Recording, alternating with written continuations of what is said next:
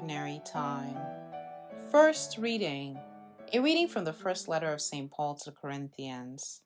Brothers and sisters, if I preach the gospel, this is no reason for me to boast, for an obligation has been imposed on me, and woe to me if I do not preach it. If I do so willingly, I have a recompense, but if unwillingly, then I have been entrusted with a stewardship. What then is my recompense? That, when I preach, I offer the gospel free of charge, so as not to make full use of my right in the gospel. Although I am free in regard to all, I have made myself a slave to all, so as to win over as many as possible. I have become all things to all, to save at least some. All this I do for the sake of the gospel, so that I too may have a share in it. Do you not know that the runners in the stadium all run in the race, but only one wins the prize? Run so as to win. Every athlete exercises discipline in every way. They do it to win a perishable crown, but we an imperishable one. Thus I do not run aimlessly. I do not fight as if I were shadow boxing.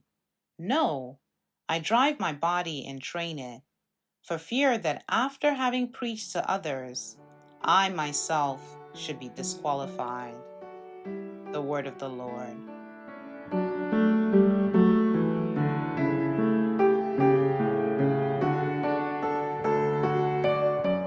Responsorial Psalm.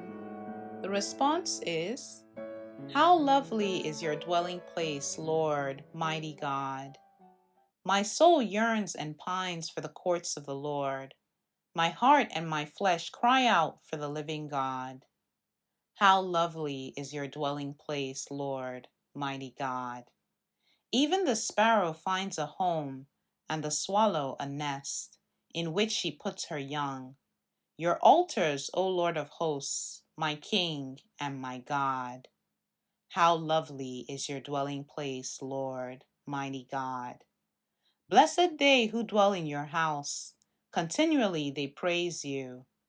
Blessed the men whose strength you are. Their hearts are set upon the pilgrimage. How lovely is your dwelling place, Lord, mighty God!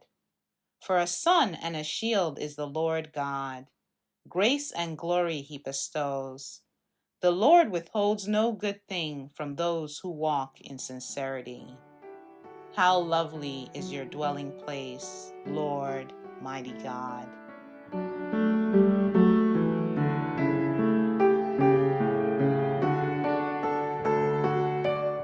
Gospel. A reading from the Holy Gospel according to Luke.